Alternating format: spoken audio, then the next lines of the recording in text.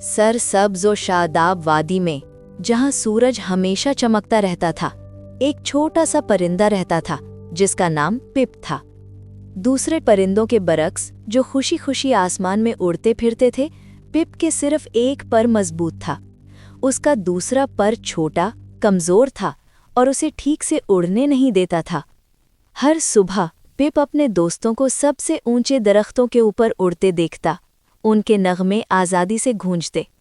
उसका नन्हा सा दिल उदासी से भर जाता। वो भी चाहता था कि हवा को अपने परों के नीचे महसूस करे, दुनिया को ऊपर से देखे, मगर हर कोशिश के बाद वो ज़मीन पर वापस आ गिरता। एक दिन दोपहर के वक्त जब हल्की हवा चल रही थी, एक अक्लमंद बूढ़ा उल्लू जो अपनी नरमी और दानाई के लिए मशहूर था, पिप को उड़ने की कोशिश करते देख रहा था। पिप एक बार फिर गिरा तो उल्लू आहिस्तगी से उसके करीब उतरा। छोटे, तुम इतनी मेहनत क्यों करते हो? उल्लू ने नर्म लहजे में पूछा। पिप ने अपनी उदासी भरी आवाज में अपना ख्वाब बताया। मैं मुख्तलिफ हूँ, उसने चहककर कहा, और इसीलिए जमीन से बंधा हुआ हूँ। उल्लू ने आहिस्ता से आंखें झपकाईं। शायद तुम ताकत गलत जगह ढूंढ रहे हो, उसने कहा। हवा उनकी मदद करती है जो उसे समझ लेते हैं। पिप उलझा, मगर उसने गौर से सुना।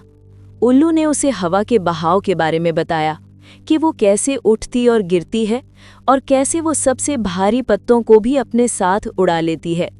पिप ने कोशिश करना छोड़कर मुशाहिदा शुरू किया। वो हवा को महसूस करने लगा, उसकी सरगोशियां सुनने लगा। उसके एक मजबूत पर के साथ उसने मशक शुरू की। अब वो अंधाधुंध नहीं फड़फड़ाता था, बल्कि हवा के उठान को पहचानने लगा।